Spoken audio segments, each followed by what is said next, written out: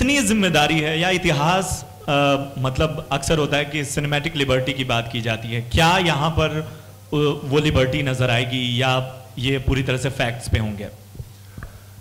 जो इम्पोर्टेंट जो मुद्दे हैं जो प्लॉट को घुमाते हैं उसमें हमने कोई सिनेमैटिक लिबर्टी नहीं ली है। मतलब हर सीन में हमने लिखा हुआ है कि ये किस किताब से या इंटरव्यू से हमको ये फैक्ट्स मिले हैं।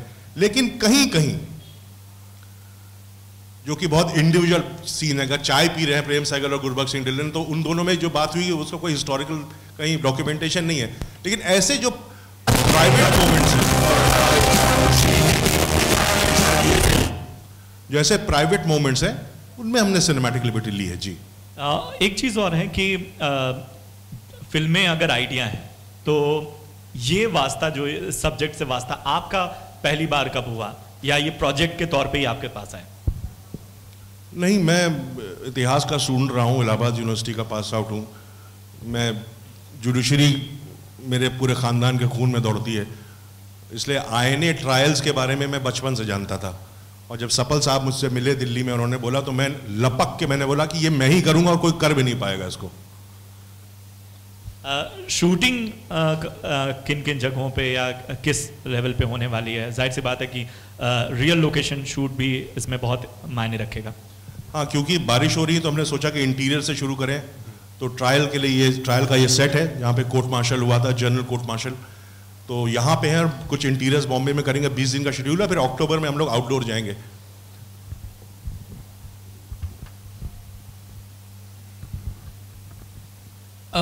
सर आपसे क्वेश्चन है तिग्मांशु सर, कि कहानी सुनने के बाद आप कितने लोगों से आप डिस्कस करते हैं इस बारे में, या फिर सारे निर्णय आप ही लेते हैं, या फिर जो आपके मित्रगण हैं संतोषी साहब, विशाल सर, इनसे भी पूछते हैं कि किस तरीके से मैं इसको डायरेक्ट कर सकता? डायरेक्शन तो आप उसमें महारत है ही आपको, और क्या चीज़ें आप पूछते हैं कि और एक्स्ट्रा क्या? क्योंकि संतोषी जी ने लेजेंड ऑफ भगत सिंह बनाई है, तो कैसा वार्तालाप रहता है, क्या आप विचारधारा रखते हैं और कैसे परामर्श लेते हैं अपने घर पे भी बच्चों से या अपने कलीग से? किस तरह की बातें करते हैं प्रोजेक्ट को लेके, या फिर आप किसी से शेयर नहीं करते हैं, समथिंग लाइक दैट? नहीं, ये तो बहुत बिल्कुल शेयर करता हूँ, क्यों नहीं करता हूँ। और हमने ये स्क्रिप्ट लिखी, बहुत रिसर्च किया। मेरे दोनों राइटर फ्रेंड्स हैं, मैं बुलाना चाहूँगा प्रमोद सिंह और धर्मेंद्र ओझा को। आए आप लोग।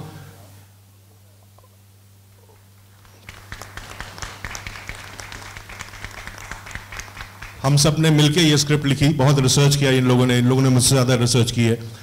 लेकिन अपने डायरेक्टर फ्रेंड्स, अगर जैसे मैंने विशाल को फ़ोन किया था ये पूछने के लिए कि बिकॉज विशाल ने अभी अपनी फिल्म बनाई है रंगून, जो कि इसी वक्त की फिल्म है, विशाल इसी टाइम की फिल्म है। तो मैंने विशाल से पूछा लोकेशंस के लिए, यार तुम वहाँ गए थे, नॉर्थ ईस्ट गया था, वहाँ पे क्या सुविधाएं हैं, किस तरह टेरेन है, किस किस्म का क्लाइमेट है। तो विशाल ने मुझे बताया, तो हम लोग डिसाइड करेंगे वहाँ जाना है नहीं जाना। तो अगर इस तरह की कोई चीज़ होती है तो बिल्कुल करते।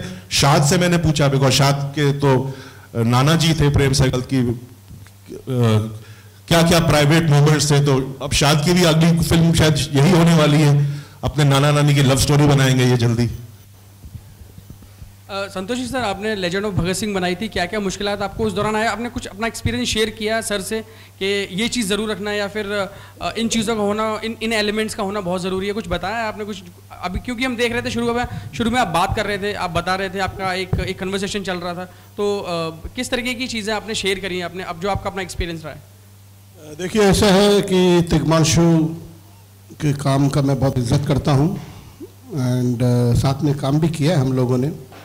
अब लाइक दिस वर्क, बड़ी खुशी है कि सबसे पहले कि इन्होंने ये सब्जेक्ट चूज़ किया है एंड करेक्ट डायरेक्टर भी चूज़ किया है, तो इसके लिए मैं दिल से मुबारकबाद देना चाहूँगा गुरदीप सिंह जी को एंड तिग्मांशु जी को। और मेरी प्रार्थना, मेरी इच्छा भी है कि लोग भी इसको सराहें और करेक्ट तरह से पब्लिसिटी करके लोगों तक पहुँचे। लेजेंड ऑफ भगत सिंह भी अनफॉर्चुनेटली 2-3 भगत सिंह साथ साथ बन गए, तो मुझे ऐसा लगता है कि जो अटेंशन मिलना चाहिए फिल्म को वो नहीं मिल पाए। लेकिन जिन लोगों ने देखी, उन लोगों ने काफ़ी पसंद की है, स्कूल्स में भी दिखाए गए, अलग अलग जगह पे दिखाए गए लोगों ने, बट स्टिल आई फील उस फिल्म को इंसाफ नहीं हुआ, फिल्म के साथ इंसाफ नहीं हुआ। मैं चाहूँगा, मेरी दिली ख्वाहिश है कि इस फिल्म के साथ इंसाफ हो, क्योंकि ऐसी फिल्में बनना बहुत ज़रूरी है, बहुत ही ज़रूरी है कि नए जनरेशन, नए लोगों को, आजकल के जो पीढ़ी है उनको समझना चाहिए कि आज़ादी जो हासिल हुई है इसके पीछे किस तरह की कुर्बानियाँ लोगों ने दी है, क्या क्या सेक्रीफाइसेस किए हैं। तो मेरे दिली मतलब मुबारकबाद इन दोनों को, गुरदीप सिंह जी को, तिग्मांशु को, ये सब्जेक्ट चूज करने के लिए। और मेरी प्रार्थना है आवाम से, मीडिया से, कि इसके बारे में बेहतरीन से बेहतरीन लेख लिखे, ताकि लोगों में इतनी दिलचस्पी पैदा हो कि ये टेलीकास्ट होने से पहले या रिलीज होने से पहले लोग इकट्ठे हो जाए, भीड़ आ जाए पिक्चर देखने के लिए। Thank you. विशाल सर, आप क्या कहेंगे इस बारे में? अगले सवाल के पहले सुभाष कपूर जी हमारे बीच में आ चुके हैं, मैं इनका स्वागत करता हूं यहाँ। हाँ, सुभाष जी वेलकम। वेलकम सुभाष जी। या you can ask your questions. Tigmanshu sir, क्योंकि आपकी फिल्म में अमूमन तौर पर इरफान जी नज़र आते हैं, तो कितनी सही रही है कास्टिंग, और एक बहुत बड़ा दारोमदार है ये, बहुत बड़ी जिम्मेदारी है ये इन पात्रों को निभा पाना, तो कितना कॉन्फिडेंस दिखाते हैं आप, और यही एक्टर्स क्यों? देखिए, एक बात बताऊं कि इस तरह का सब्जेक्ट करना इस इंडस्ट्री में पॉसिबल होता नहीं है। कोई प्रोड्यूसर के पास जाऊं, मैं बोलूं कि मैं आज़ाद हिंद फौज अब एक फिल्म बनाना चाहता हूं, मुझे घर भेज देगा। तो अगर सपल साहब ने मुझ पे ये जिम्मेदारी दी है और मुझको ये खुली छूट है कि मैं इतिहास को एक इंटरेस्टिंग ढंग से लोगों के सामने पेश करूं, तो फिर मेरी जिम्मेदारी ये भी बनती है कि मैं उन चीजों का सहारा ना लूं जिसकी वजह से पिक्चर को कमर्शियल सक्सेस मिलती है। ये मेरा दायित्व बन जाता है कि मैं ऐसे लड़कों को लूं जो कि प्रॉपरली एकदम बखूबी पिक्चर में लगे कि ये पात्र यही एक्टर कर सकता था। इसलिए मैंने इन दोनों का चयन किया है। कुणाल, आपसे जब आपको ये ऑफर हुआ तो हाउ डिड यू रिएक्ट, और how did you go about the researches and all that? किस तरीके की तैयारी, क्योंकि आपने इससे पहले रंग दे बसंती भी की है, वो भी कुछ किरदार चरित्र निर्माण जो कुछ था वो कुछ इसी प्रकार का था, तो क्या अलग कर पाएंगे, या फिर वही एक मेंटेलिटी रही कि जैसे वहाँ परफॉर्म किया था, या फिर कुछ वैसा करना है? आप नहीं, इसी प्रकार का नहीं रहेगा। आई मीन, ये ज़रूरी नहीं है कि अगर दो लोग 40 से थे तो वो एक ही किस्म के लोग होंगे, बिल्कुल अलग किरदार हैं। और जब मुझे ये रोल ऑफर हुआ तो ऑब्वियसली बहुत एक्साइटेड था, क्योंकि मैं तिग्मांशु सर के साथ बहुत समय से काम करना चाह रहा था। और जब मैंने पूरी कहानी सुनी, बहुत अच्छी दुख की बात है कि मेरी जो जनरेशन है उसको ये कहानी पूरी डिटेल में पता नहीं है।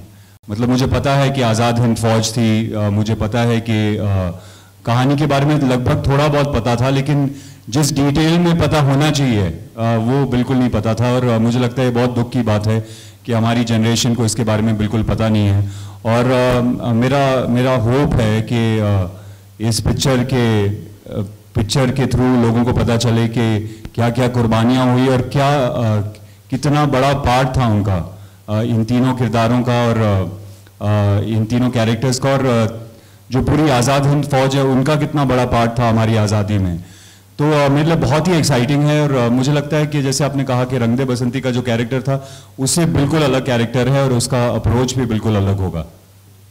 अमित, हमारे पास सिर्फ 2 और सवालों की गुंजाइश है, लेकिन उसके पहले फिल्म के डीओपी श्री ऋषि पंजाबी हमारे बीच है, मैं चाहता हूं वो भी हमें ज्वाइन करें।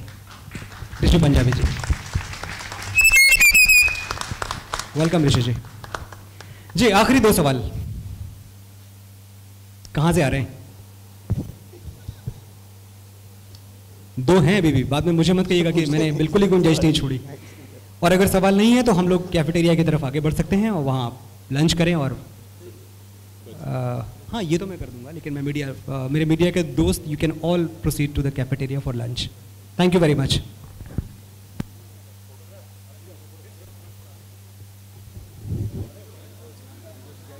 कुछ बैठ के कुछ खड़े, आई थिंक कुछ बैठ के कुछ खड़े।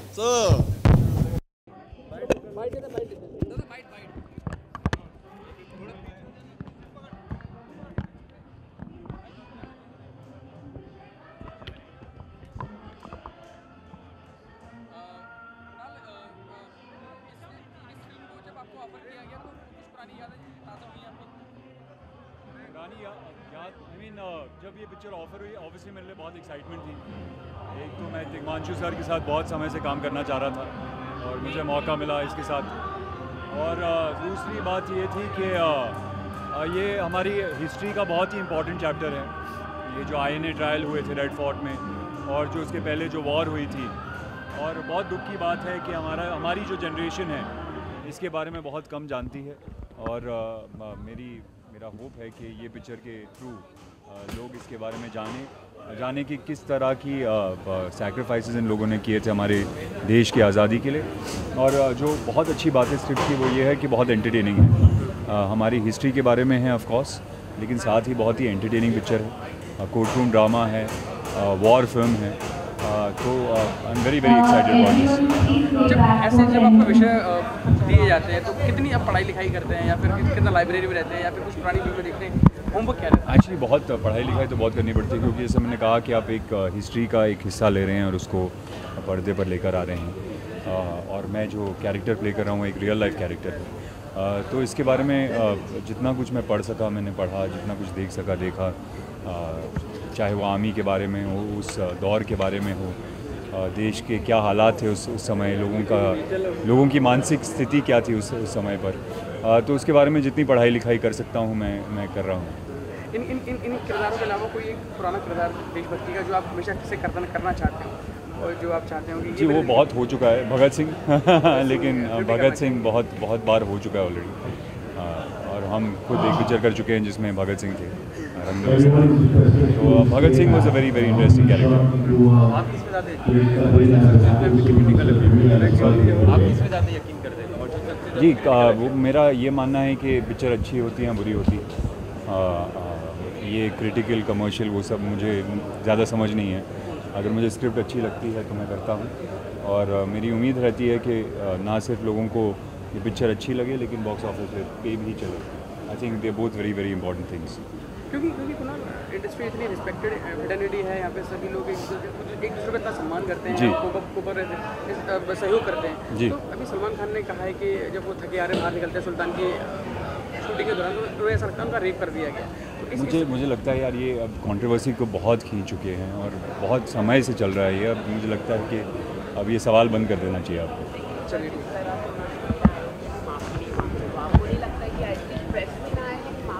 जी, अब एक स्टेटमेंट चाहे आपको सही लगे गलत लगे या मुझे सही लगे गलत लगे, उसको आप मतलब कितने हफ्ते हो गए हैं अब ये स्टेटमेंट खिंचती जा रही है, हेडलाइन न्यूज़ बन चुकी है, पेपर्स में आ चुका है। मुझे नहीं लगता कि एक स्टेटमेंट को इतना ज़्यादा इम्पोर्टेंस देना चाहिए, मतलब हो चुका है।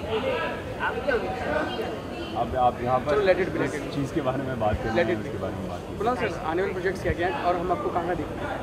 आने वाले प्रोजेक्ट्स, एक मेरा प्रोजेक्ट है वीरम, जो एक ट्राइलिंगुअल पिक्चर है, मकबैत पर बेस्ड है, और हमने ये पिक्चर हिंदी, इंग्लिश और मलयालम में शूट की है, और मेरे लिए सबसे चैलेंजिंग पिक्चर थी क्योंकि फिज़िकली और इमोशनली मेरे लिए बहुत चैलेंजिंग थी। मैंने इस तरह का एक तो पहले एक मकबैत कर रहे हैं अब शेक्सपियर, और वो भी 3 लैंग्वेजेस में, तो बहुत ही चैलेंजिंग पिक्चर थी। और दूसरी पिक्चर जो है वो गौरी शिंदे के साथ है, जिसका नाम अब है डियर ज़िंदगी, और वो रिलीज़ होगी जल्द। Thank you so much and wish you all the best. Thank you so much.